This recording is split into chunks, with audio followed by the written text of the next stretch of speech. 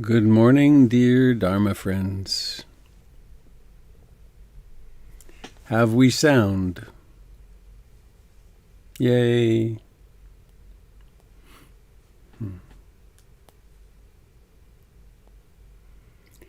Hello, dear friends who are joining on Facebook and YouTube. I'd like to invite you to join us on Zoom. Today's Dharma talk is going to have a fair number of diagrams which I cannot show on Zoom, on Facebook and YouTube, given the limitations of technology. So if you want to do that, actually the best way would be to go to robertbeatty.com and then get the link in there. robertbeatty.com has been completely refurbished. It's now a website from this century rather than a website from 1982. Quite lovely. Thank you, Molly Balin, who's been working on that with and for me.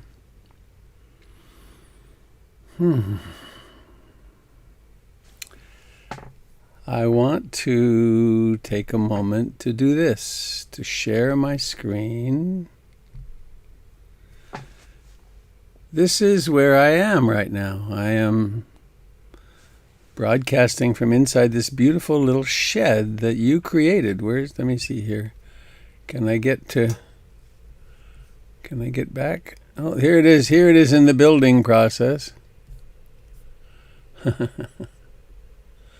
There's the walls going up. And then it became this, and then it became this, and then it became this. And there's one more picture here if I can get to it. I don't know that I can. Oh, well. I have a picture of the... Oh, there it is. Here we are. This is where I am happening to you from. So I thank you to everyone who participated in this and who participates now. It feels really quite different. The tent was wonderful, but flimsy sort of feeling. With this, I feel like I've landed here, and though a week from Wednesday, I need to get everything out again because the sheetrock will happen then. So, in and out. And I guess nothing's permanent, right?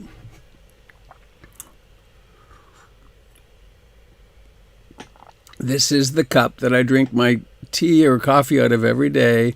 It was a gift from Frank in Germany the last time he was here. It's very fine German porcelain.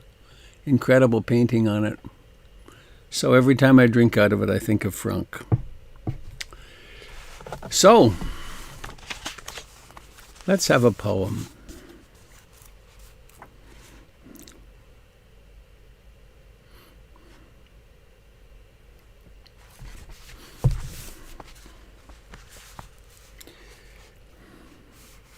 This is from the marvelous book, The First Free Women, Poems of the Early Buddhist Nuns. These were their poems at their time of awakening, supposedly. Mita Kali, friend of the dark. I was always smart. If the path was good, I figured it would make me even smarter. One night, while meditating, I watched my thoughts piling themselves up all around me. My mind built a house out of all those thoughts, then filled that house. Soon it was a whole city, a whole world. Oh, my beautiful, beautiful thoughts. Who will look after you after I'm gone? I swear I could weep for all of you. My sisters, do you really want to be free? Are you ready to leave behind all your precious little houses and make your home everywhere? It's not as hard as you might think. First, stand up. Then, walk out the door. Interesting little choice with my little house I'm in. I was always smart. If the path was good, I figured it could make me even smarter. One night while meditating, I watched my thoughts piling themselves up all around me. My mind built a house out of all those thoughts, then filled that house. Soon it was a whole city, a whole world. Oh, my beautiful, beautiful thoughts, who will look after you after I'm gone? I swear I could weep for all of you. My sisters, do you really want to be free? My sisters and brothers, all my relations, do you really want to be free? Are you ready to leave behind all your precious little houses and make your home everywhere? It's not as hard as you might think. First, stand up, then walk out the door.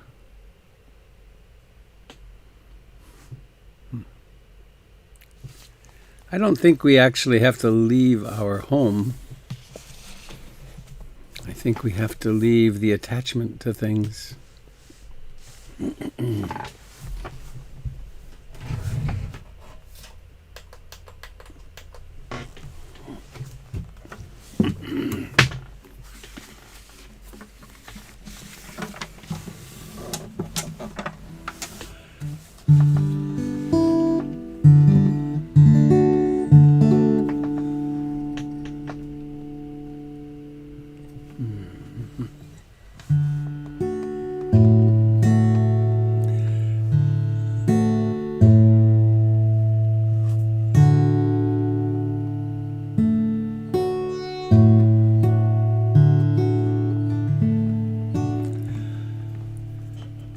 In what shall we take refuge?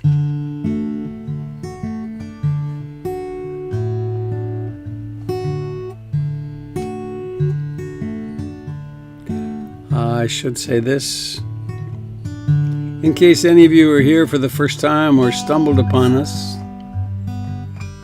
I'm Robert Beatty,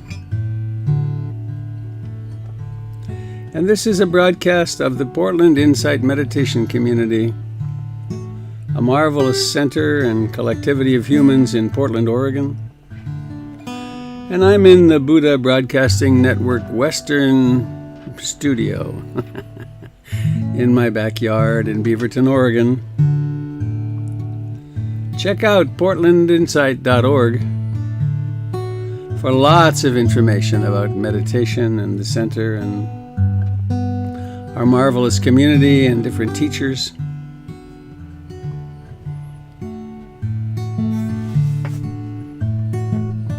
And in keeping with the 2,600-year-old ritual that comes to life in every moment we're aware, let's take refuge in the Buddha, the Dharma, and the Sangha.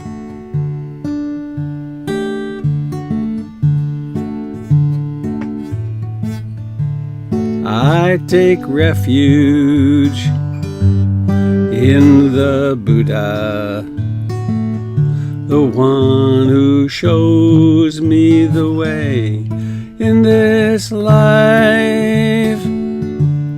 Namo Buddhaya, Namo Buddhaya, Namo Buddhaya.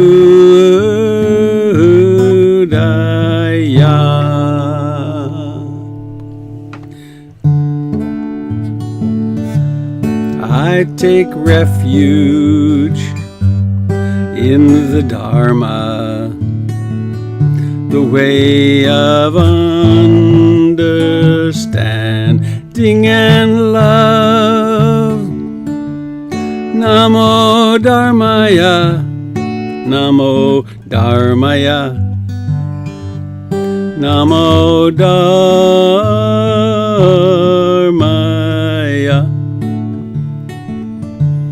I take refuge in the Sangha, the community of mindful harmony.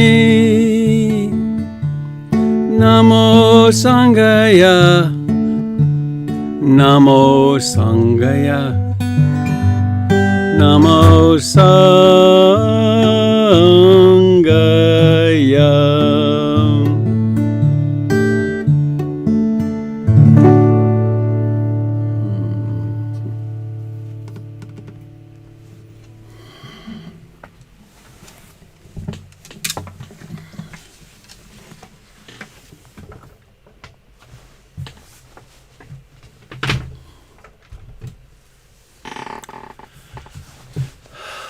refuge in being awake,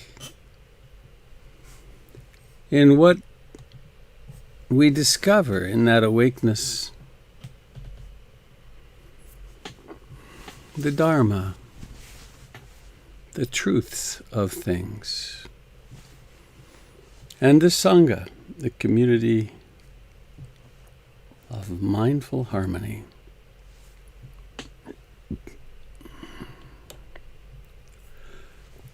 Without a practice which helps us illuminate the thoughts and emotions that are present, we are doomed to repeat and repeat and repeat the old patterns. With the light of mindfulness, we can start making or continue making wiser and wiser choices. How shall I think? How solid is this emotion or feeling or mood? How shall I act? How shall I speak?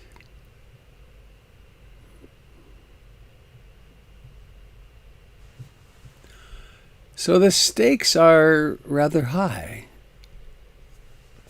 Either we are waking up and becoming more kind, more compassionate,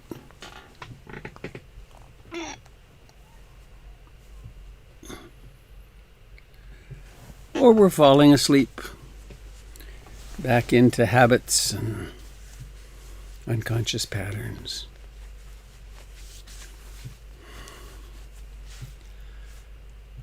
So let's sit together, comfortably upright.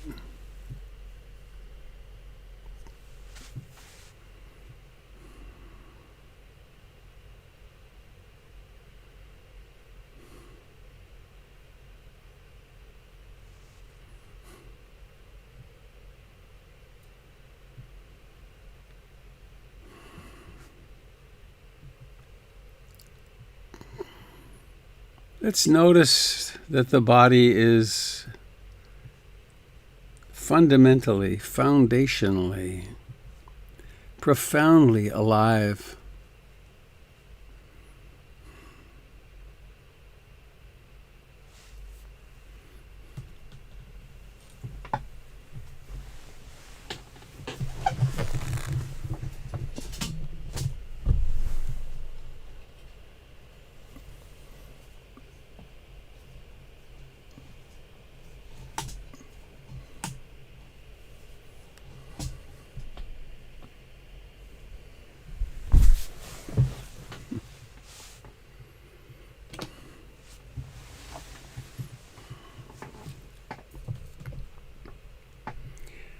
It touches the chair. It's touched by clothing.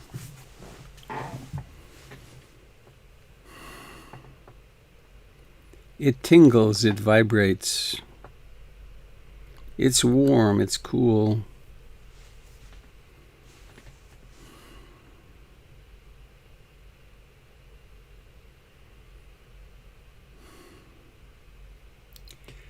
And it breathes.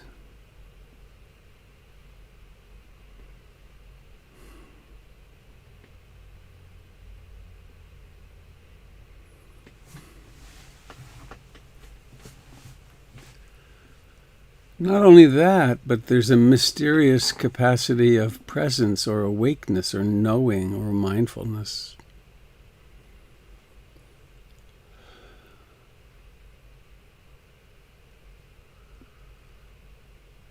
That notices, that illuminates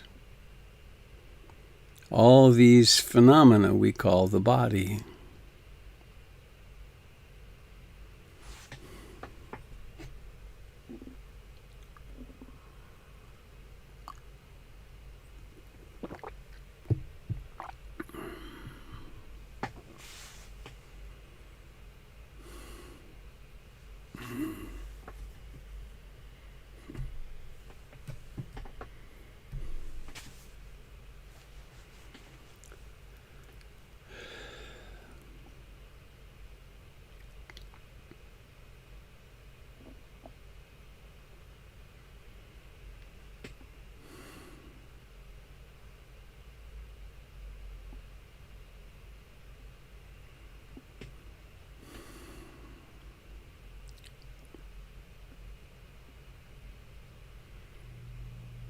Awareness illuminates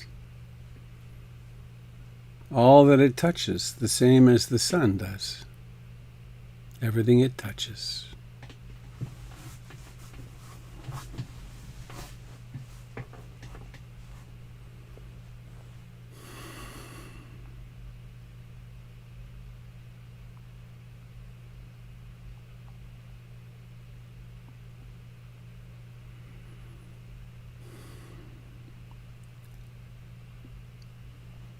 As a strategy for developing mindfulness and concentration,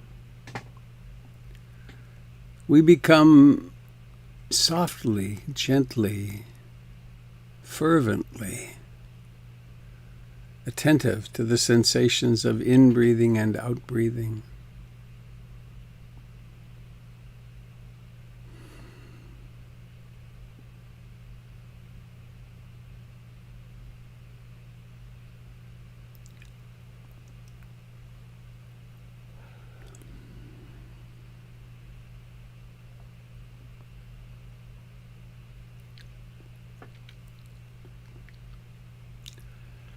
Most likely there are thoughts, memories, plans, hopes, fears, emotions.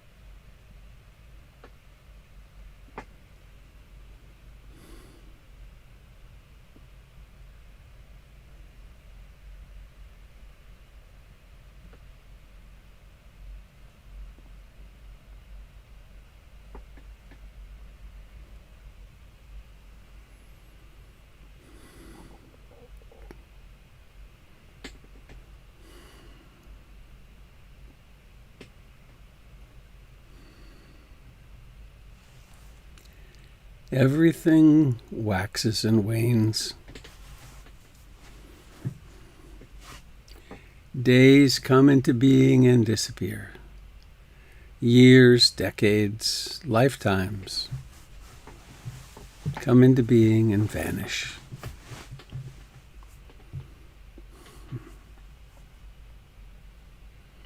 Thoughts come into being and disappear. Moods the same.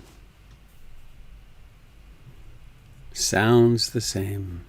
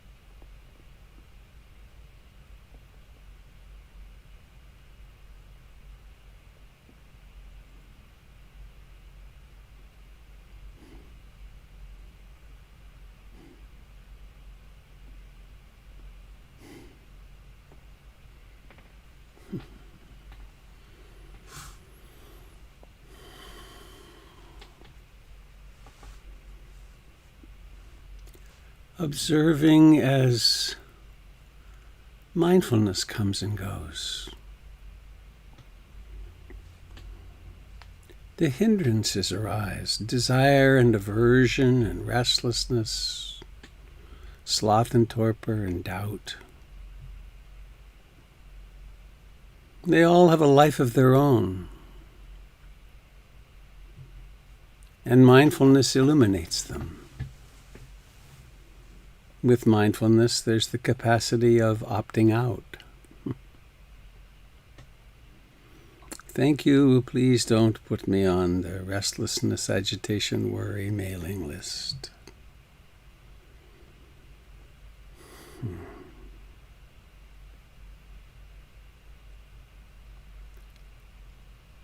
Home to the body that sits here and breathes.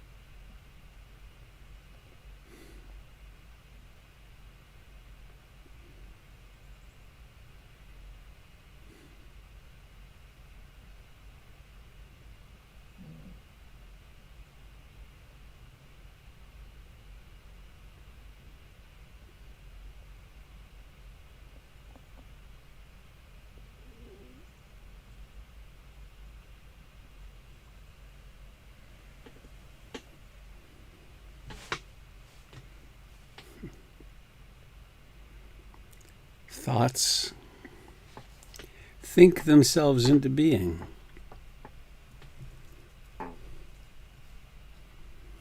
Sometimes mindfulness notices them right away. Other times they get some momentum. A thought sets off another thought, sets off an emotion, sets off body chemistry. And then it takes a little while for it to all calm down again.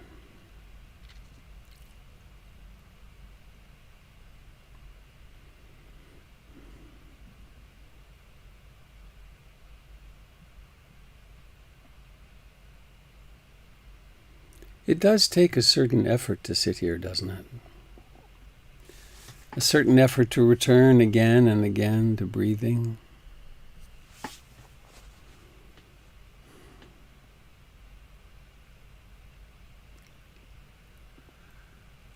And then when awareness is in the sensations in the chest and abdomen or at the nostrils, it again or still takes a little effort to stay there. Initial and sustained application of awareness to breathing.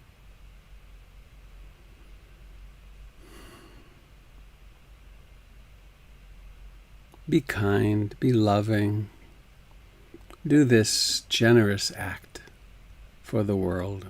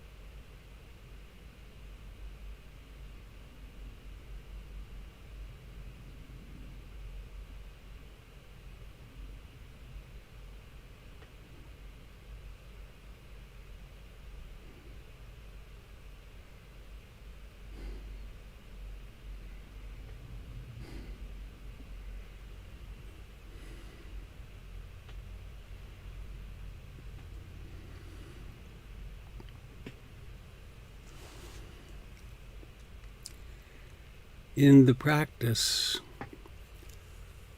of vipassana, of seeing things as they truly are.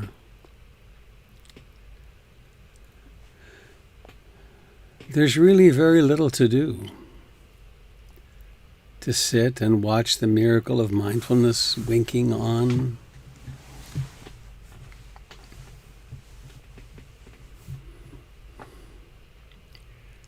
And it's very much a process of deconstruction. By becoming truly familiar with the four foundations of mindfulness, by learning how to attend to body and feelings and mental formations and mental objects. Gradually, the entirety of human experience is observed to be impermanent, to be not possible of providing lasting satisfaction. And most interestingly of all, we never find a self. Instead, we find the mystery of being, the indescribable, unnameable, experienceable, but not nameable.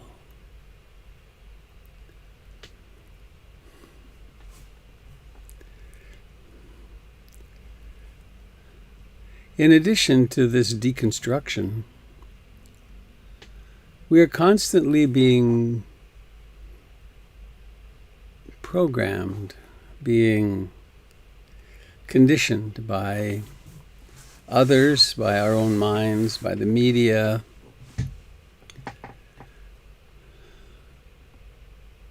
And we can participate in that cultivation,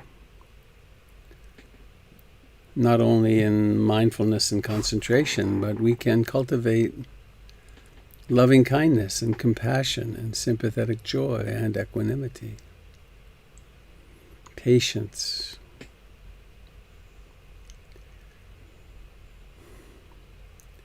And so with a mind that is awake,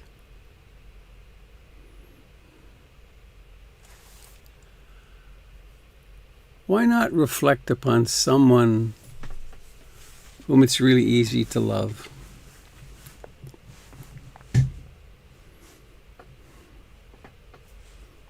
A benefactor, perhaps, or a teacher, or someone who has brought really a lot of goodness into your life. You could think of their face or their name. Gratitude may spring up spontaneously.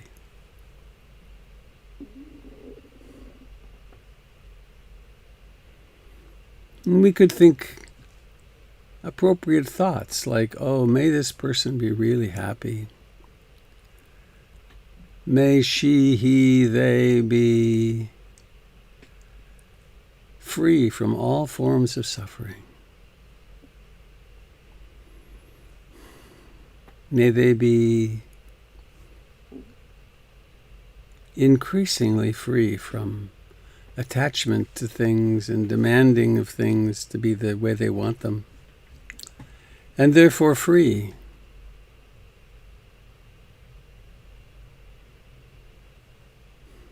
And of course, in wishing this for another,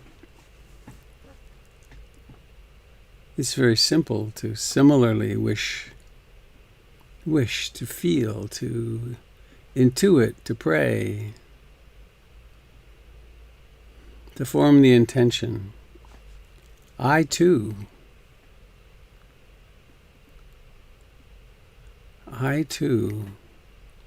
long to be deeply content. May I be deeply content.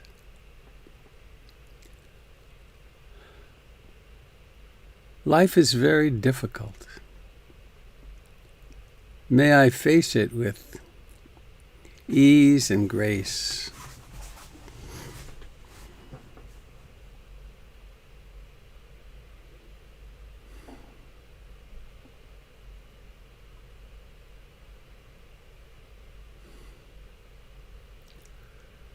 And are there words that you've longed your whole life to hear? Offer them to yourself now. I'm so glad you were born.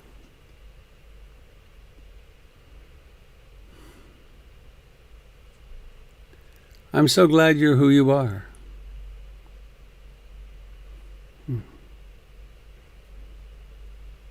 I'll always be here for you.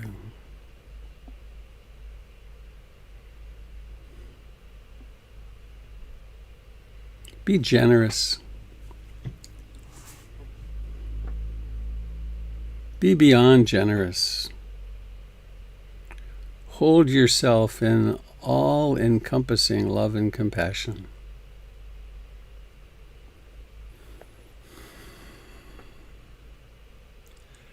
Acknowledge that you've always done your best, given what you knew at the time, given who you were at the time.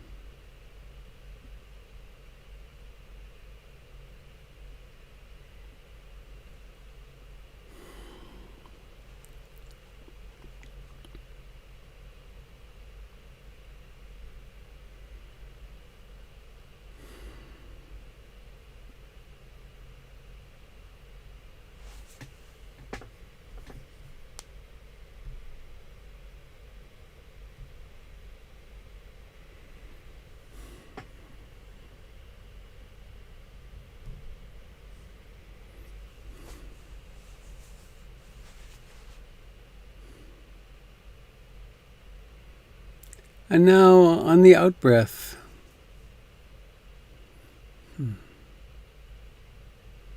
let's include others, family members, friends.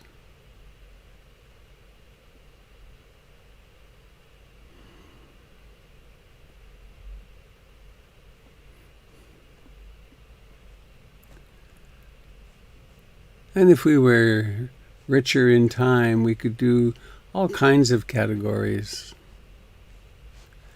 Beings who are dying today, beings who are being born today, beings who have great power and wealth, beings living in poverty, human beings.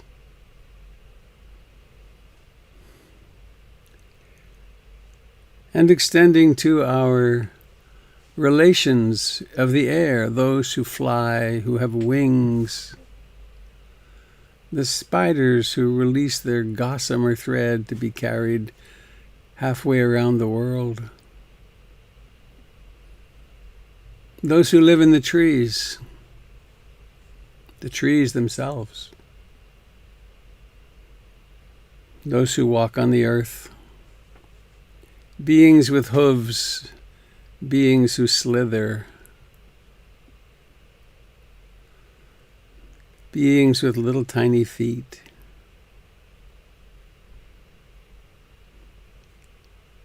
and those beings who live beneath the soil, worms, bugs of all kinds.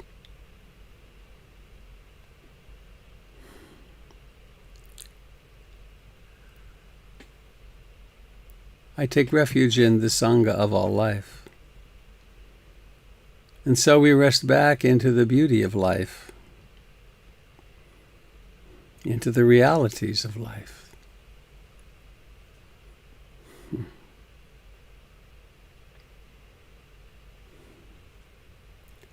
And now coming home to the body that sits here,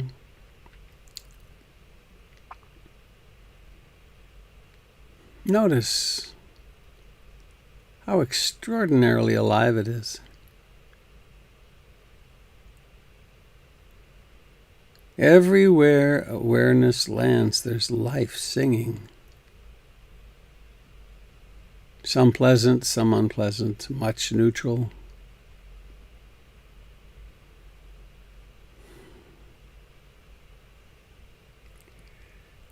And please now bringing awareness into the eyes.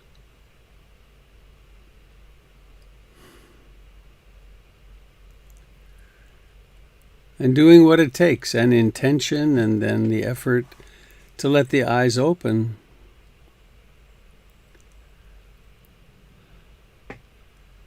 And if all is working in your body and consciousness, there will be seeing.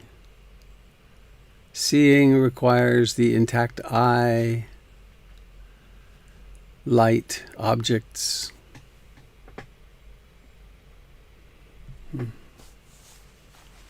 Seeing, and in this instance, for me, it's seeing a field of familiar faces.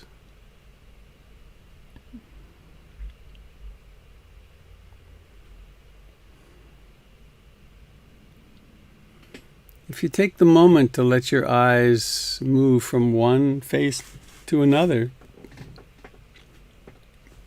observing, some faces may be familiar, very familiar after decades. Some may be new. Notice the liking and disliking or neutrality that occurs. These minds are profoundly prejudiced by their former conditioning. I find it remarkable to go through the world and notice the liking and disliking people I have never met before. And there's an aversion response or an attraction response. Mostly neutral, but how interesting is that? There's bias in action. Only through being aware of that in ourselves can we actually meet people more lovingly. Here's the prejudice. Oh, here's the person. I wonder who this person is.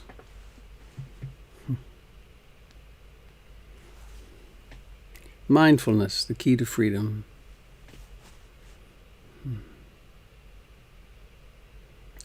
So I have a couple of announcements. I now have a little table over to my right. One is this. Mindfulness for a Happy Life is in the wild. You can purchase it online. Powell's bookstore has it. And other announcements. I saw for a moment... Hang on.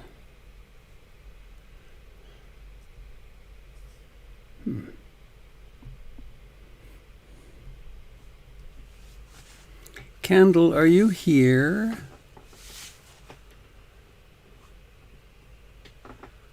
I guess not.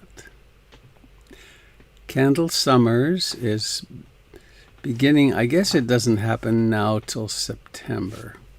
But twice a month on Sunday nights, Candle Summers will be teaching at PIMC here on this Zoom. And I'm not sure... Oh, there you are. Hi. Sorry, it took me a while to find my unmute on my iPad. Hello, what a nice picture you have there. Thank you. It's my favorite beach on Maui. Ah. Thank Good you. morning. Hi, you want to say a little thing about your class, your gathering? Sure.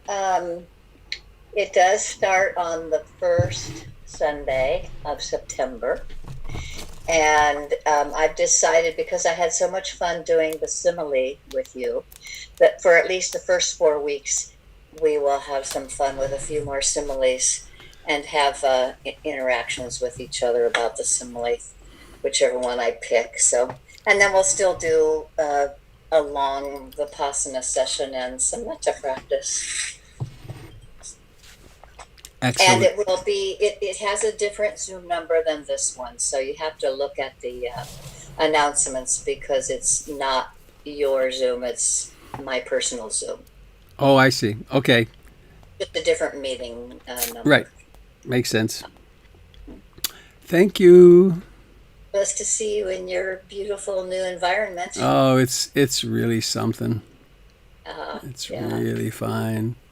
I like your Buddha picture up there. Yeah. He was a gift to me from one of the directors at Brighton Bush Hot Springs, who I went on retreat and it was waiting for me there, and he said, "I've had this for 30 years. I think it's yours." Oh, wow. Yeah, nice. Is it a batik or is it a painting? It's a batik. It's a batik. Lovely. Yeah, I think it's kind of faded too, but it sure looks nice. You notice I put him a little higher than me. I think you. Yes, I did notice that, especially since his head is just about as big or maybe slightly bigger than yours. Right. Here I go. I'm getting smaller. Look at my head is shrinking. Okay, carry on. Great to see you. Thank you. Oh, blessings. Monday morning, tomorrow morning at 9 on KPTV, somewhere in that first half hour, there's going to be a 3.5-minute interview with myself done a week ago in the tent. A fellow came and has been working on it through the week, and I haven't seen it yet. And I'm not sure. I think you can just look on, just Google watching KPTV. And if we can't get it there, I will have the link, which I will put in my new blog on my website, robertbeatty.com. Check it out. There's several really beautiful videos, and it's just pretty. And with the exception of the first picture, which was taken by Chris Parkhurst, all the rest of them are my photos. And again, thank you, Molly, for doing such a great job. There's a few links that go nowhere at this point, but I couldn't tolerate that 1985 website any longer. It just looked too awful. Other announcements.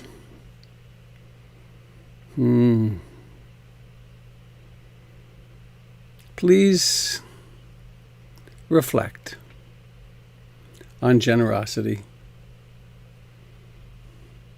The generous heart is a heart which is open to the world. The generous heart is a heart which feels content, which realizes it has enough. And one way to express that generosity, of course, is to do your own practice. Probably the most generous act we can do in the world. The most important thing for world peace is to be peaceful. And in order to keep these broadcasts going and keep PIMC flourishing, please consider going to portlandinsight.org and making a contribution. And ideally a monthly contribution, because that we can count on. And and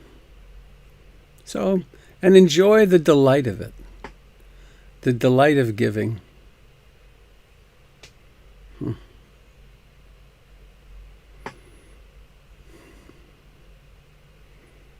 I had a fine generosity moment. A few weeks ago on Sunday night, I went down to the demonstrations, and there was a black man sitting on the bench, older, not as old as me, but older man. And I asked him, could I sit down on his bench? And he said, by all means, sit down. And we had this incredible conversation. I wound up showing him my pictures of the Whitney Plantation down near New Orleans, which is a monument to the horrors of slavery. And he started weeping, and I was weeping, and we were holding hands, and we had a wonderful time together through our masks. And as it was time for me to go, he brought up, so I don't want to ruin our conversation, but I am homeless. And I thought, oh, you could use some money. And he said that would be really nice. And turned out I had $22 in my pocket, so I took that out and gave it to him. And he tried to give it back because he said, this is too much. And I said, this is not too much. This is hardly enough. And it is what I have. And so we had another beautiful moment of connection over that. I had something, he could use it. And I felt so good about it. And so you will and we will. We will be encountering people in need more and more. Right? There's going to be a wave of evictions across this country, which will be massive. The homeless camps are going to get huge. So we'll be offered incredible opportunities all over every day. So let's practice. Let's develop that spirit of generosity and really make use of it, and do it for your own delight, because it is so delightful to share. The Gospel according to the Buddha about generosity. Let's participate in the flow of life. And speaking of that, Mr. Dalton, would you be so kind as to do a little movement? So Jim's going to do some movement, and then I'm going to come back and give you a view of the 4 foundations of mindfulness. Oh, let me just mention my class also, starting in September, the Eightfold Path. And there's other classes as well with Doug Pullen, and there's his Introduction to Meditation, and Doyle is doing a nonviolent communication class, which will be fantastic. You can find that all on the website. All right. All yours, Jim. Okay. Can you hear me? Yes. All right. Very good. So, if you wish, you can join me by standing, or you could just sit and stretch.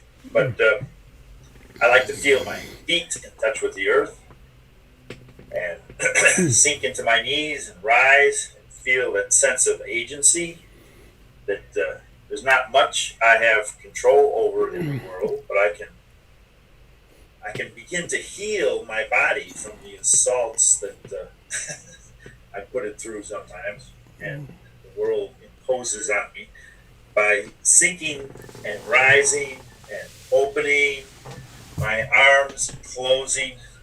I'm actually helping the body to heal itself. So I sink and rise and sink and rise. And when I get an opportunity to share this with people, I see it as a gift, something they can take with them. This ability to heal this poor, assaulted nervous system by just taking the time to sink and breathe out, rise and breathe in with awareness. Awareness of movement, awareness of internal movement, interoception, but you can also see your hands moving. And there's a beginning, then an ending to the inhale, and then a beginning and an ending to the exhale. So your eyes reinforce the rhythm of the movement and make it easier. It supports the interoception, the inner awareness of movement.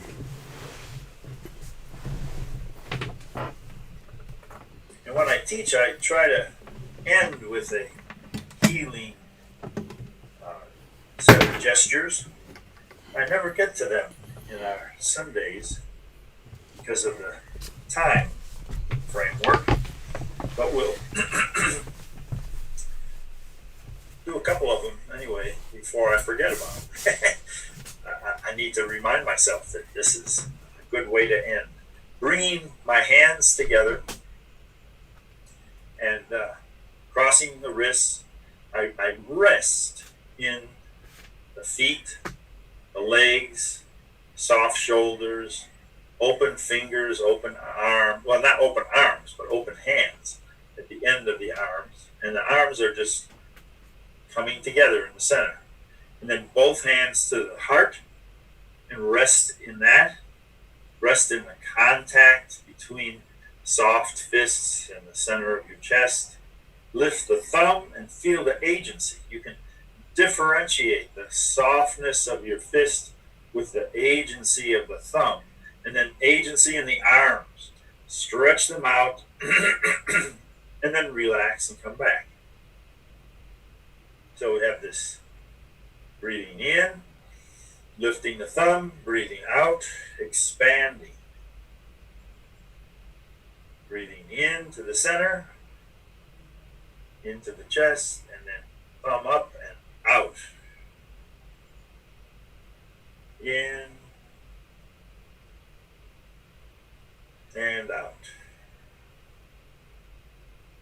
There's something about this stretch that stimulates the flow of energy across the heart and the lungs. So the lungs open up, welcome new energy. The heart gets stimulated by the lungs full of air. Then the heart has to immediately send that blood out all through the body. It's generosity, it's gift to the body to transport this new energy. Then we come back to the center and press up with one palm, press down with the other, and then rest. It's hard to rest when you extend, so don't extend 100%, but extending the hands away from each other, find where you can relax, come together in the middle, releasing that gesture, and then stretching 70% up, and then releasing. Noticing that there's like an in-breath in the middle, and then an out-breath, and an in-breath, middle, and then an out-breath extending. But trying to be as aware as possible of every stage of separation, every stage of coming together, gathering new energy, releasing, in, resting in the center and out, resting out and in, out and in. There's a resting period every change in the cycle.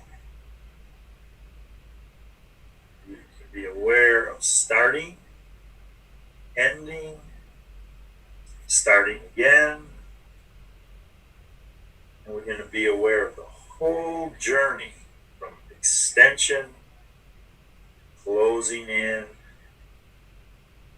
and then reversing the extension.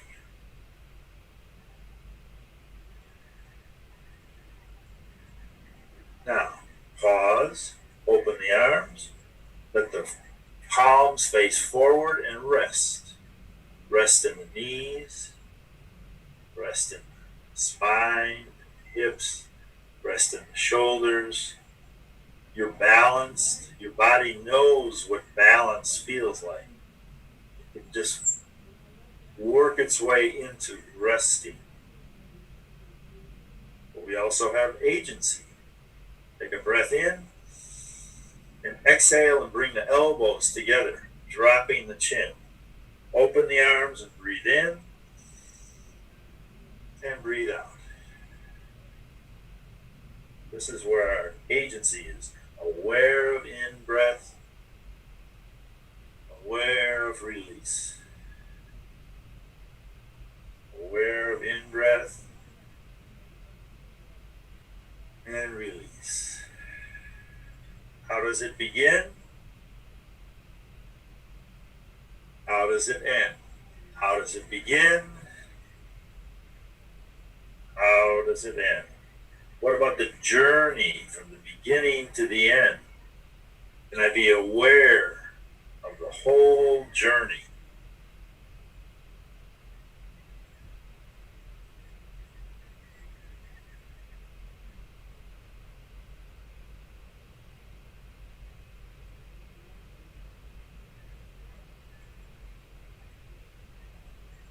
letting the arms drift down, resting and standing. Again, the knees are soft, pelvis is soft, the lower back, the spine. How much energy does it take to stand? Just enough. Anything extra, we can release.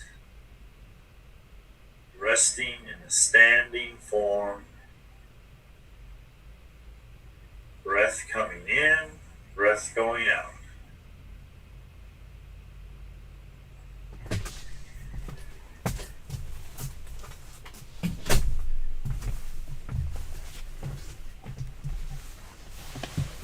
And then sinking a little lower, opening the arms, gathering energy from all around, just sinking down, feeling it stretching out. Now again, not 100%, just enough to fill the lungs and then release them.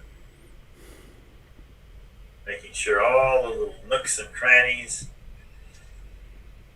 get filled with new energy and release. Making empty space for the next cycle. And following the journey down. Once more.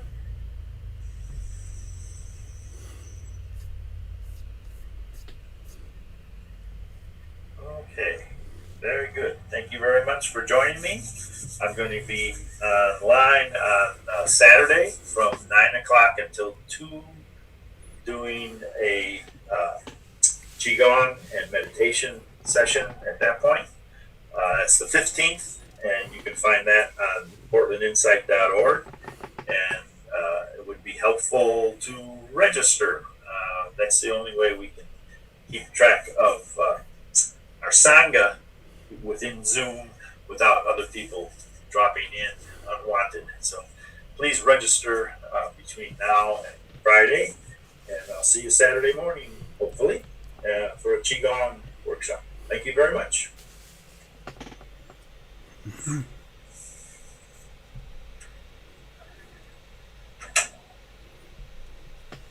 Thank you, Jim. All right, I'm back. Me too.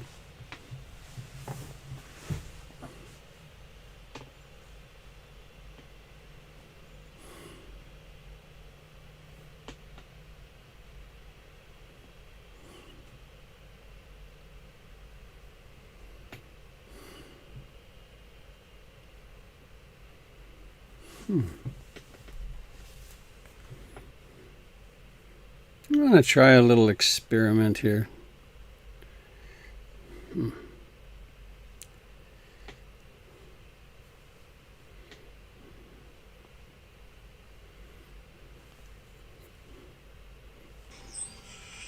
Okay, this is Hello in There in the key of G.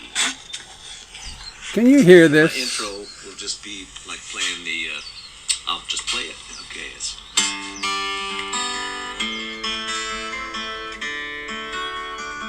What about now? Good? The music is clear, the lyrics are a little fuzzy. We had an apartment in the city. So, okay. I'll wait till I can play it clean. Sorry to get your hopes up.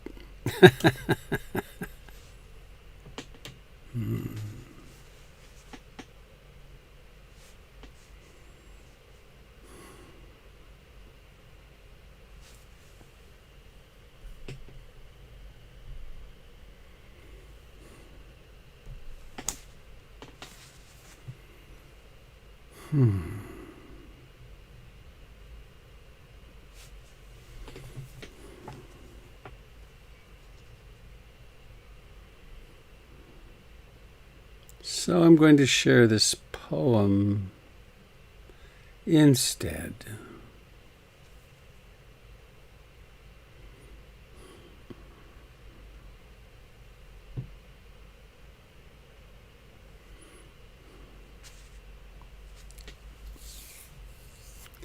Learning Impermanence from Nature by Longchen Dzogchen master, Tibetan. In the forest, by the example of dead leaves, come to realize that the body, youth, and the senses gradually change and do not possess any true essence. By the example of lotus ponds, of empty lotus ponds, come to realize that the various objects of desire, wealth, and prosperity are finally going to change, that there is no true essence in them, and that what is accumulated will be exhausted. By the example of the change of days, months, and the 4 seasons, come to realize that the blossoming spring flower-like body is subject to change as time passes. Its youth fades away, and the arrival of the Lord of Death is certain. By the example of the fall of ripened fruit, come to realize that all, young, adult, or old, are subject to die, that the time of death is uncertain, and that which is born will die.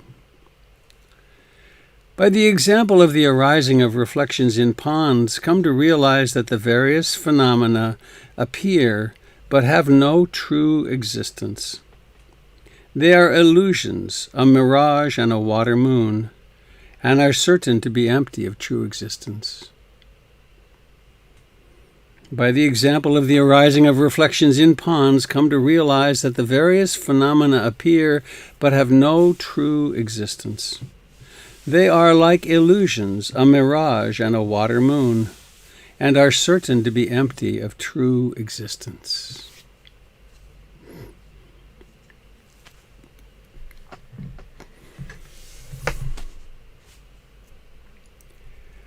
The central question of spiritual practice: who am I? What am I? There's that Rumi poem. I have no idea how I got here. I have no idea how to get back. But who is it now in my mouth that says these words? Who is it in these ears that hears?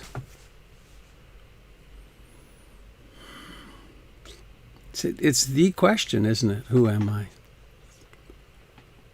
We distract pretty effectively. We spend a lifetime trying to distract. And most people never even take up the question. Who am I really? We substitute success, power, objects, comfort, vacations, entertainments.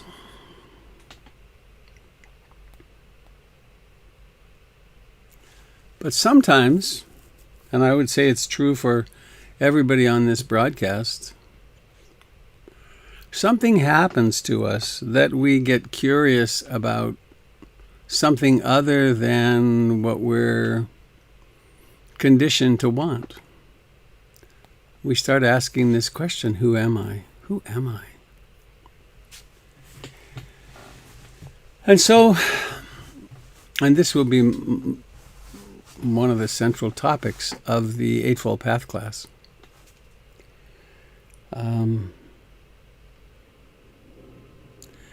Siddhartha had the same questions and got really disenchanted with the life of the prince and husband and father, and set off on a quest that took him 7 or more years of deep experiential learning. And then in the end, he discovered freedom and then created the Eightfold Path, one element of which is called wise mindfulness. And it's this ability that you have it right now. Become aware of your body sitting in the chair, touching the chair. Or become aware of seeing, or become aware of hearing. How do you do that? I don't have the least idea how it's done. but it's possible. And it's right here. It's as close as our breath. It's always here. There's just this capacity. We have to remember to be present. So I want to do a little sharing of diagrams, and I will have to come and go because the program doesn't transition between them. So please bear with me. I hope this will work okay. The first picture is a little startling.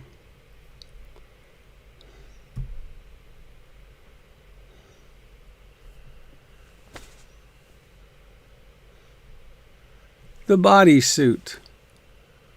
Am I my body? This is from that exhibit Body Worlds, which is actually here in Portland. I want to go again. Very powerful. Are you your skin? How about that? It's a little startling, isn't it? How about this diagram? This will be helpful, I think.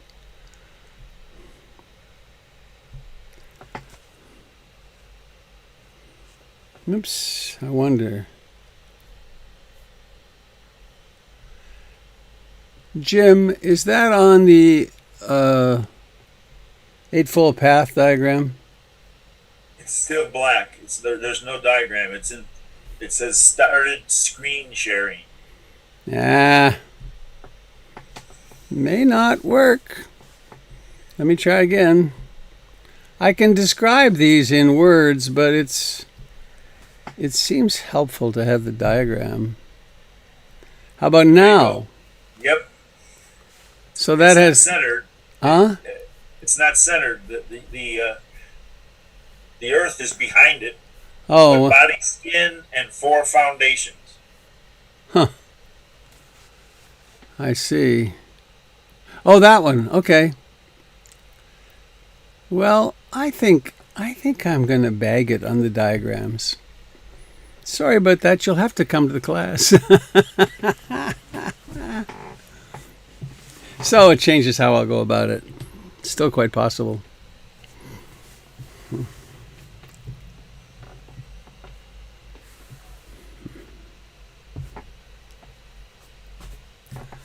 What are you?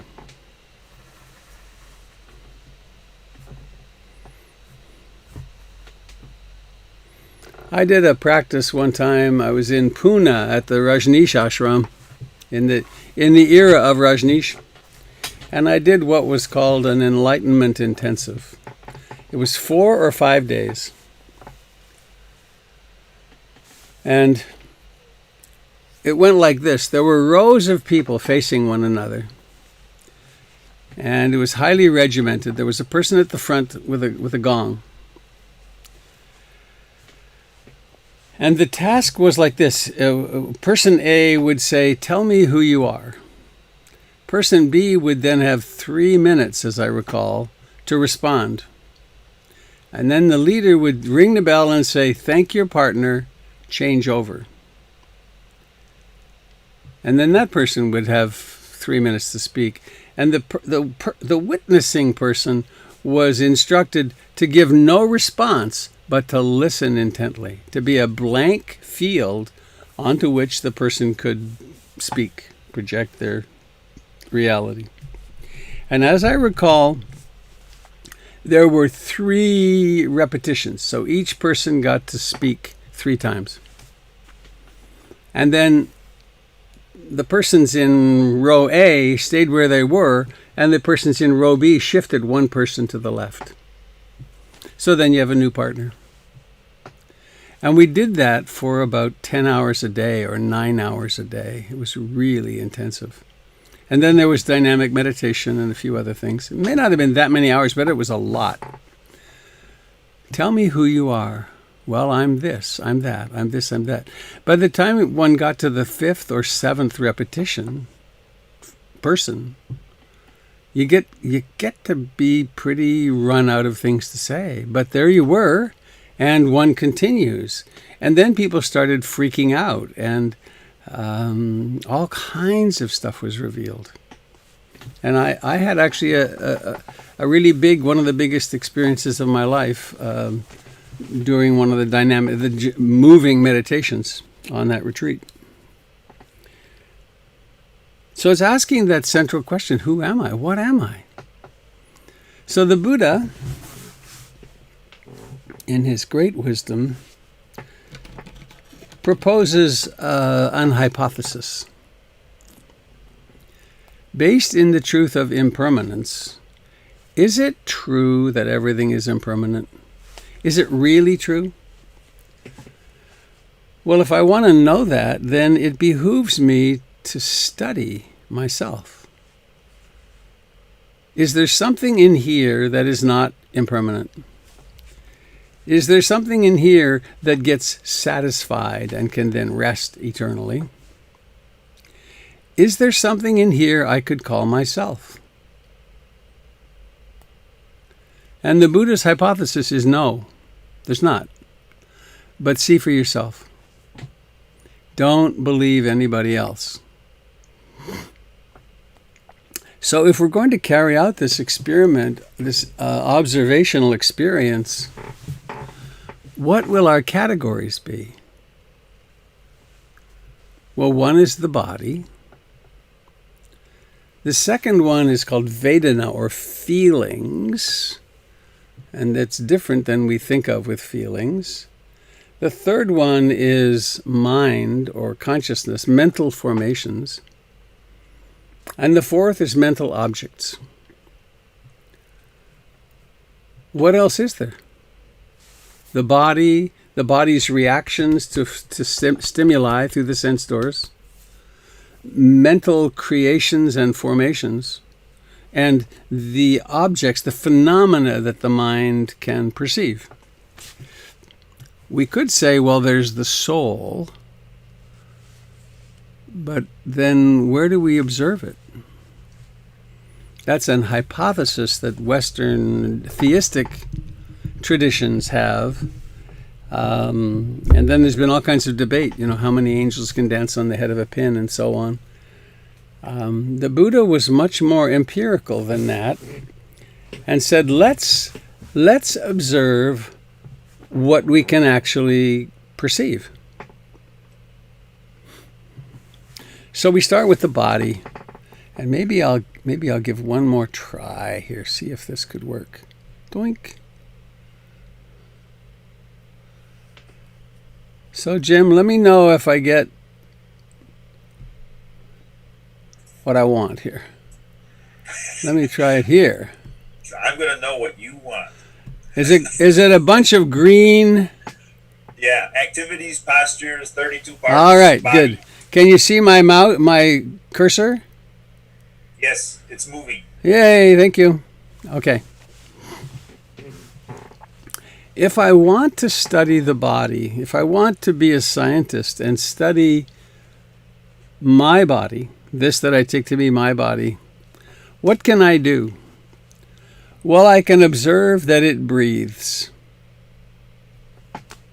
And I can go to great lengths to really observe subtle breathing and the nature of breathing. I can observe postures. I can notice when I'm standing, sitting, walking, lying down, or anything in between. I can notice when I'm running. I can notice when I'm stepping. Well, posture's a little different. When I'm driving the car, I can notice that I'm sitting. I can be mindful of that. Activities, countless activities, from changing a baby's diaper to driving the car to chopping carrots to Jen and I made coleslaw for the first time the other day, chopping cabbage grown in our own garden. It worked. Activities, there's so many activities. We can observe activities of the body. We can observe the 32 parts of the body. I won't even try. Well, let me try. Does this pop up? Did you get the pop-up? Jim? There's a list. Hair of the head, hair of the body, yes, nails. Yes. So this is the list from the time of the Buddha. Are any of these you? Hair of the head, hair of the body, nails, teeth, skin, flesh, sinews, bone, marrow, kidneys, heart, liver, membranes, spleen, lungs, bowels, intestines, content of the stomach, dung, brain, bile, phlegm, pus, blood, sweat, fat, tears, grease, snot, spittle, oil of the joints, and urine. Is that? And the way this is done, the 32 parts practice, is to memorize these and to visualize them and to go through them one at a time very carefully. And essentially what we do is deconstruct the body. Where's myself in this? These are the 4 traditional elements of which the universe is made. Earth, the solidity of things. Air, the movement of things. Fire, warmth and coolness. And water, the cohesiveness of things. Sometimes in the ancient system they added space or ether. We can do meditation. We can really get a little concentrated and then start observing the solidity and heaviness of the body. Or we can notice it moving as the air element, or we can notice the temperatures in the body. Are these who I am? And stages of decay, not a common practice among Westerners, but the traditional teachings include 10 stages of the decay of a human body. My teacher, Tangpulu Sayadaw in Burma, came from up north, and when one of his monks died, they would lay him out on a stone slab, and then they would sit with that body as it decayed over weeks and months. And the idea wasn't to create disgust, it was to create liberation and freedom. Now, we can do the stages of decay in a very different way, but equally helpful. I do it every year with our pumpkin. So we have minor conflict about it each year because we get a pumpkin and we put it out for the kids on Halloween. And then I always like to keep it there on the front porch until it's just a soggy mess, until it collapses and gives it, because it shows what pumpkins become. And the same is true with flowers. We like to buy flowers, and they're beautiful, and they don't last long, even with that little packet. And then they start going, ugh. And I always like to keep them longer than Jennifer does, because that is so instructive. So the body. Am I my body? And you can see, I hope, this is not an intellectual exercise primarily. It's a perceptual exercise. It's done in meditation in order to really affect the deep intuitive understanding of that which we are.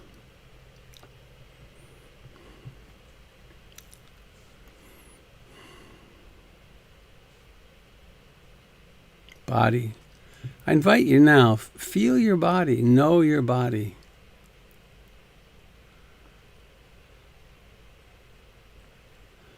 Is this really who you are or what you are? Notice that there's some mysterious capacity of being aware of the body. We can't look at it directly because the eye can't look at itself. Awareness can't really look at itself. But we can tacitly know there is a body, breathing, and awareness of it. So that's one of the foundations, or the word is gochara. It's one of the pastures of abiding if we want to become a wise person. Let's really study the body and confirm whether it is impermanent, unsatisfying, or has a self. So now I'm going to shrink down this And let's see about this one.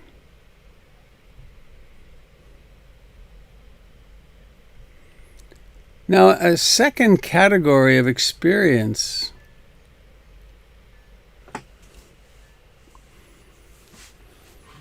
I guess I want to step back for a moment. You can notice that we've gone a long ways beyond merely calming the mind down and being less freaked out. We've gone a long ways beyond stress management. We're in the realm where meditation is being used analytically to deconstruct who we think we are. To actually ask the question, who am I? Not in a philosophical way, but in it's almost like a medical dissection. This is the anatomy laboratory for the entirety of the human being, not just the body. So there's a second foundation of mindfulness, second of four,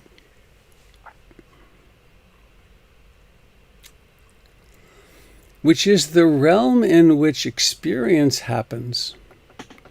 We're incredibly sensitive beings. We've evolved to have 6 portals that we use to live in the world. 6 doorways through which we experience reality. The first is the eye, and then there's the ear, and then there's the nose and the tongue, the feeling body. And then the 6th one is the mind. And just as the eye receives visual objects, is sensitive, and the nose is sensitive to olfactory objects, chemicals, particles, the tongue is responsive to a few limited tasting sort of things. The body is sensitive to pressure and proprioception. And the mind is receptive to and sensitive to thoughts, to emotions, to perceptions. So, or atomic physics, that objects have when a sense object comes in contact with its sense door, it impinges upon the sense door.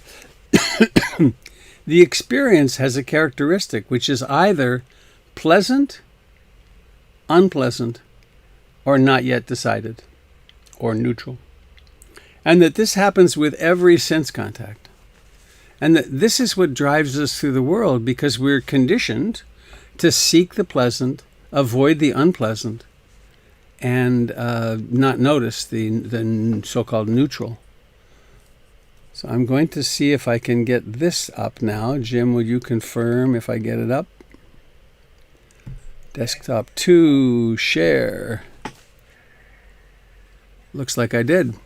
Yes, fine. I don't see a cursor. Ta-da! There it is. Okay, so let's say the eye encounters a visual object, and the object can be pleasant, unpleasant, or neutral or undecided. If it's pleasant and we're mindful of it, a pleasant object can yield joy, ease, and happiness. This is happening, and I'm not going to attach to it. It's just happening. If there's no mindfulness, what comes of it is jealousy, grasping, and clinging. I want more of that. If it's an unpleasant object, with mindfulness, there's clarity, steadfastness, and wisdom. Without mindfulness, there's aversion, judgment, rigidity, fear, and I would say suffering. And I've spoken with Allison and Melanie in the last 24 hours, both of whom are having a fair bit of pain. Both of them have very well developed mindfulness, and they're discovering a whole lot about how to work with pain, because pain is an unpleasant sensation in the body, but greeted with mindfulness, it leads to clarity, steadfastness, wisdom, love, compassion. It can be an incredibly useful experience. If they didn't have that mindfulness, that capacity, they'd be suffering mightily more, because they wouldn't be able to observe the phenomenon happening and realize essentially, this is not me, this is just pain. These emotions that are arising right now are not me, they're just emotions. And then the vast majority of experiences in the Vedana realm are neutral or undecided. Like right now, notice your back or your forearm and your left hand, the left arm. It's probably not, it doesn't have a come hither or get away from valence. It's just what is. It's just happening. And what happens, what can happen with that is that if we're mindful of it, we become peaceful and at ease and content. But if we're not mindful of it, if we can't observe it as neutral, then we encounter boredom, lethargy, and we get spaced out. And this is, it's quite a shock when people take up meditation, because especially we go to a first retreat, because we're so used to stimulation. I want pleasant experiences. I don't want unpleasant experiences. And sitting here paying attention to my breath is downright boring. And then it can become really irritating how boring it is, and day after day, week after week. But what we're doing is we're learning how to become interested in the neutral or undecided phenomena.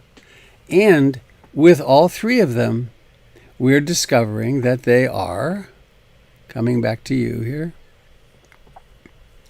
they are anicca, dukkha, anatta. They are impermanent. They are not capable of satisfying. Even the greatest of pleasures come and then go. In fact, some of the great pleasures, when we're having them, the mind will start calculating, how can I have this again? Even in the middle of it. So, anicca, dukkha, anatta. My second teacher, really, his name was Sujata. When I did retreat with him, he would always start the same question. What are you learning today about anicca, dukkha, anatta? What are you learning about impermanence? What are you learning about unsatisfactoriness or suffering? And what are you learning about the emptiness of the self? How's your experiment of who am I going, would be another way to put it. But by framing it with those three characteristics of existence, it kind of sets one up to be looking at it through particular filters. So that's Vedana. And once again, we've gone so far beyond basic meditation, and we're getting into really observing the human experience. So sometime today, I invite you, maybe take up Vedana for the rest of the day and start noticing, this mood is not pleasant. Unpleasant mood. Or this mood is pleasant. Or I look out the window beyond the cameras and I see a 75-year-old Douglas fir tree with some branches, and the sun is coming through, and that's pleasant. It's very mildly pleasant, but it's a visual. It's a visual experience which I want more of. If I look up, I see a bat. I think they're called bats of insulation that's hanging, which I had to take down so the inspector could see the plug-in place up there. And that's a little unpleasant. I just as soon not. So between there and there, that's visual, pleasant and unpleasant. Mild, both mild. When you open the refrigerator and you're trying to decide what to have, it will be on the basis of Vedana that you make your choice. Because you imagine, ooh, those blueberries look good. And oh, that Tupperware full of plain rice doesn't do it for me. And when you serve a plate of food, Vedana is what creates the order in which you eat it. So life can become much more interesting because Vedana is there all the time and is driving us.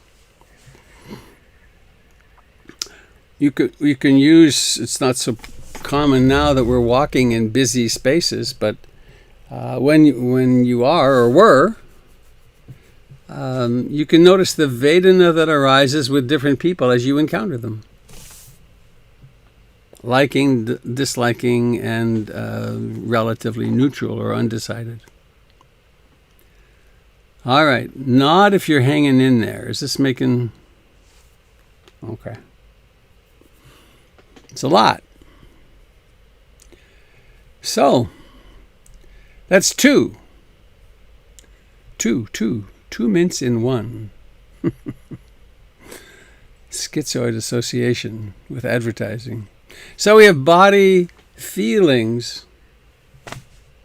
What else is there? There's a lot that goes on in the mind, isn't there?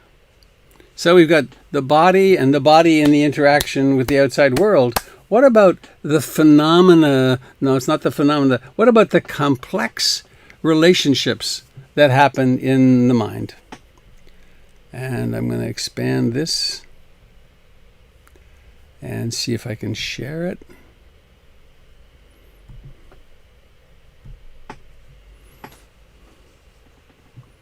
Mind consciousness. No cursor. Okay, thank you. There's the cursor. So there's a variety of ways that we can look at mind. One way is, this is one that I always like to emphasize. Have you noticed that you have lots of stories? This happened to me in my life, and that happened to me in my life, and I'm upset about what I saw on the news last night, and there's the whole personality. Normally, the untrained mind takes that as real, as the truth, as and all the various opinions that the mind holds are seen, experienced as objective. For the meditator, increasingly these stories become objects of observation. So we start noticing the story. Something that's been happening for me now for it's been strongest in the last year or so. I've had experiences with people in my life, in my childhood, the bullies of my childhood, and so on. And this mind has opinions about them being bad people. And on occasion, one of them, some memory will pop up, and I realize that person does not have any room in my heart because they hurt me, quote, is what my story says. And then there's enough mindfulness to notice, well, that's interesting. I have no idea who they are now. They may well be dead. And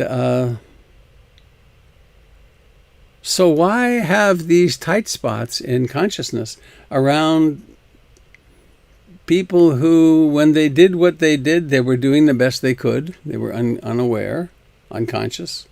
So why should I have places that are tight and resistant to them? Now, if they were nearby and I had to have limits or something, that would be a different story. But there's all these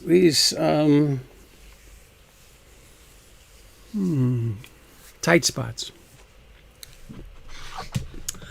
I still tell the story because there's something to it about my birth and being left in the hospital and having therefore some early anxiety, and it makes sense of some things. But I hold the stories of that very lightly. I try to, because did it really happen that way? I don't know. It's in memories, and memories are always in flux. So another way to use this, to use awareness of the mental formations helpfully, is to notice the general outlines of where the mind is. Is this mind concentrated or distracted? Is it mindful or not? Is it expansive? Is it contracted? Is there a lot of love in it, or is there resentment? Is it compassionate, or is it hard-hearted? And there's an ethical dimension of it. Is the way this mind is perceiving and construing reality, is it leading to my getting along well with all beings, or is it leading to me building a fort and a wall and staying behind it? Is it rooted in greed, hatred, or ignorance, or is it rooted in non-greed, non-hatred, and non-ignorance? And this is a way that we start shaping our destiny, because we increasingly are not willing to harbor or to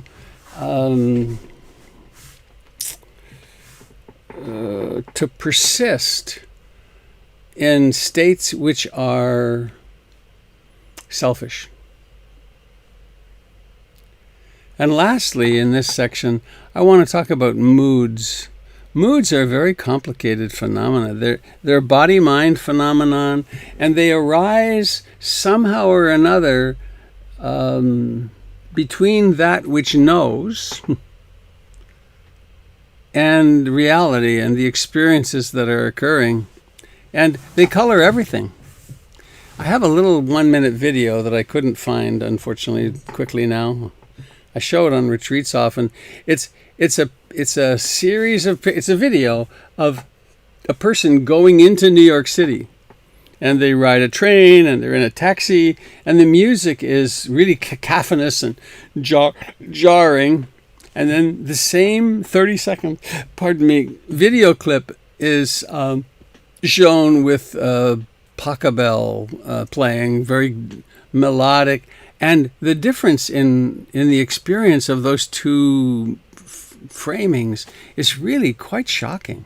Because one is jangling and frightening, and what's with this little boy with the airplane coming by the door of the car window, and it's very maybe I'll show it sometime. I'll try to get it together to do that. That's mood. In mood, everything is according to that mood. So to be able to be mindful of the mood, to be able to be mindful, this is the mood that I'm in, then no wonder I'm so critical or irritable or unwilling to accept kindness or whatever. Or now I'm in this expansive mood, and everybody in the traffic jam looks like angels because my heart is so open. So that's the third foundation of mindfulness, and third gochara, pasture of abiding.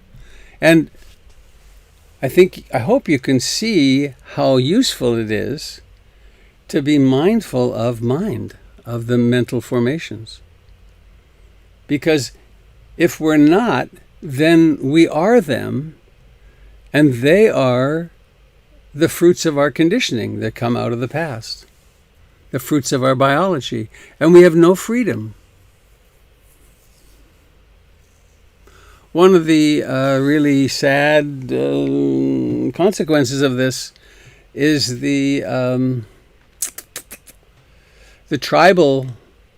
our tribal loyalties to ideologies, and we can get very much into us and them on the basis of, these are the thoughts that I have. I was having a conversation with somebody recently, a relationship that's important to me, but a person who's quite embedded in some right-wing perspectives, and it wasn't possible to have a conversation, really,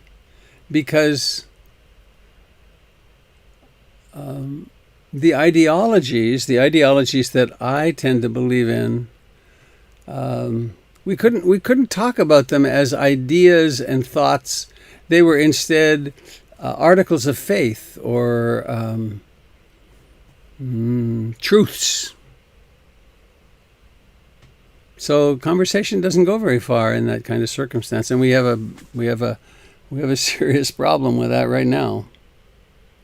Okay, so this body, how am I doing? Oh, good, 9 minutes. We have body, the body in interaction with its environments, the awareness in relationship with mental formations, all these phenomena that occur in the mind, or complex phenomena in mind. And then we have the fourth foundation of mindfulness, which is giant. And what it is, I'm going to open this up. Okay.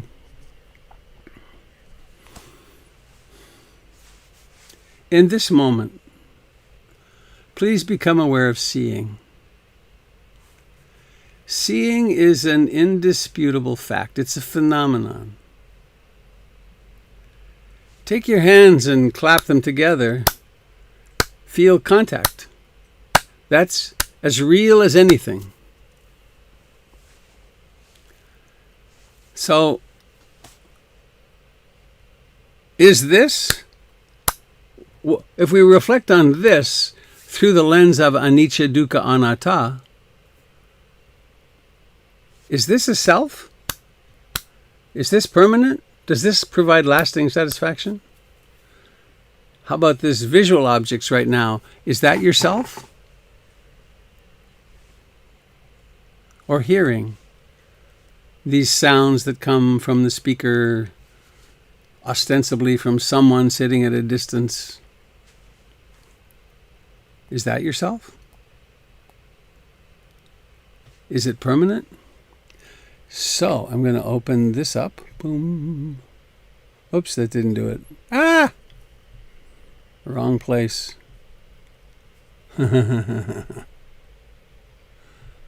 Okay.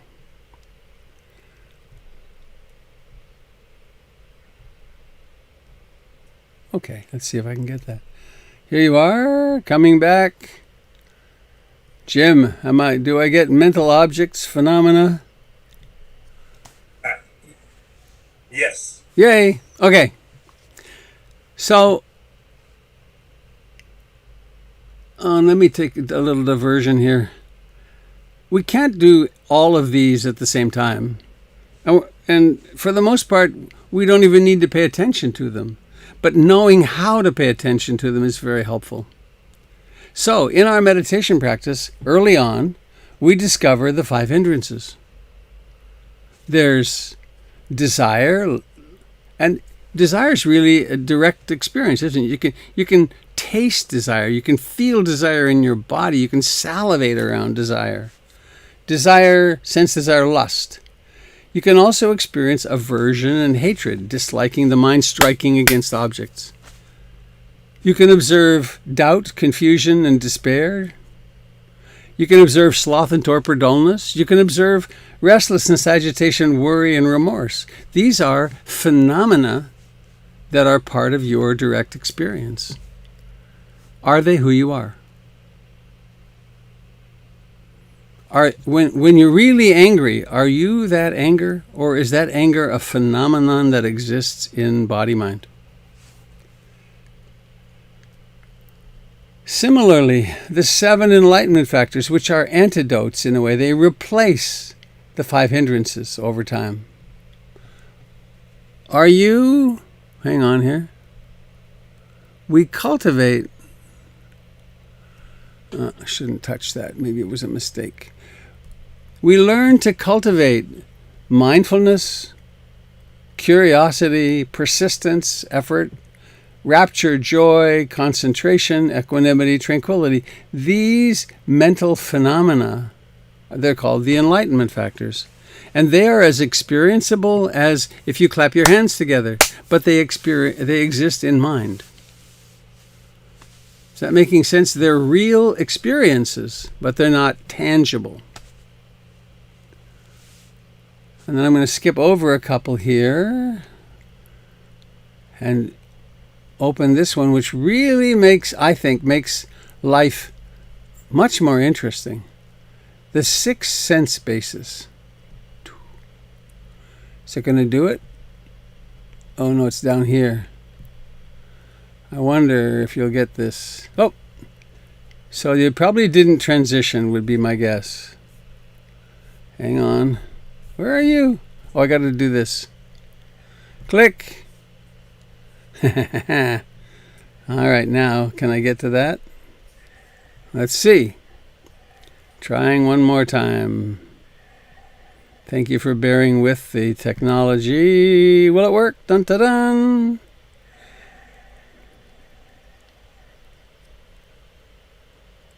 Yeah, here it is. Let's see if it comes up. There you go. All right. Now this can seem really, why is he talking about this? But it makes life so interesting. There is the eye and visual objects. There's the nose and olfactory objects. There's the tongue and taste objects. There's the feeling body and feeling contact. And then there's the mind, and the mind perceives thoughts, perceptions, memories, etc. And then there's auditory objects with the ear. This is the seat, the one seat. So, I want to come back now. What an interesting life it becomes when we're driving. And we notice how visual objects are rushing into us. We're observing seeing. And you can drive like that and be incredibly present because it's so interesting. Or we can be listening to music and notice the arising of notes.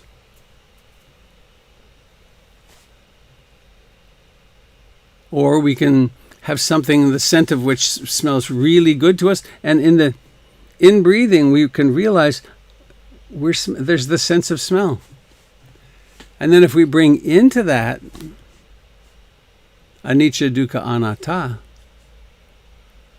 am I the scent of coffee that I'm experiencing right now? Am I the scent of this perfume? Or is this a phenomenon that is occurring in consciousness that is impermanent, unsatisfactory, not satisfying? And if I cling to it, it becomes suffering. And where's myself in this? So you can see, it's very comprehensive, isn't it? You're probably nicely overwhelmed by this now. Body, Vedana, feelings, mental formations, and mental phenomena, experiential phenomena. What else is there? So, there is the object and the knowing. I take refuge in the Buddha. I take refuge in that which knows. And so, we tend to suffer. Well, we all suffer mightily. Sometimes it's with depression, or sometimes it's with an anxiety disorder, or sometimes we've got a lot of anger.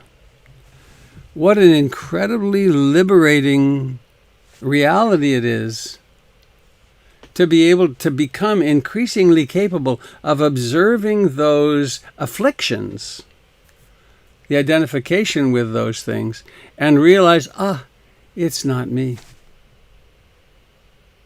This is where the teaching on anatta really starts to shine, which is that we can set ourselves free from identification with roles and experiences and beliefs about ourselves that are, they're conditioned, they're historical, but they're not fundamental to who we are, because who we are is the vast, infinite consciousness. And you can probably see where this leads in the diminution of suffering. And obviously we don't do it all at once, but we learn parts of it. we learn to disidentify with our emotions, which doesn't mean we repress them. We let them exist completely, but we're no longer trying to get away from them. So there.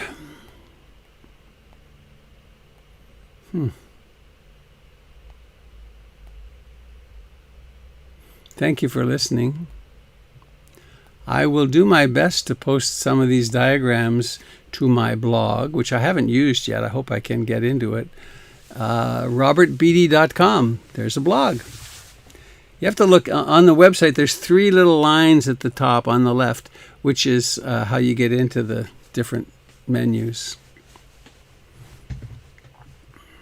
So I wish there was time for discussion, but to do something of this magnitude, it really took all the time.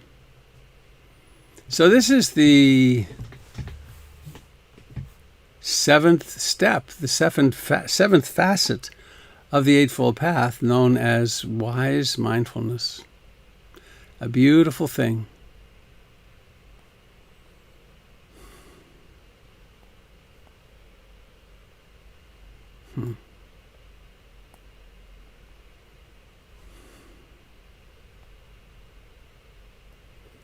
Just this moment, I'm noticing faces, representations of your face.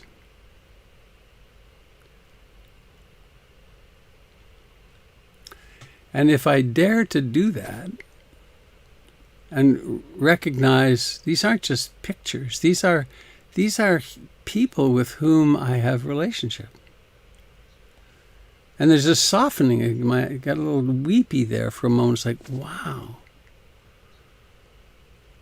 What extraordinary good fortune we have to have friends of this style, this ilk, who are interested in this.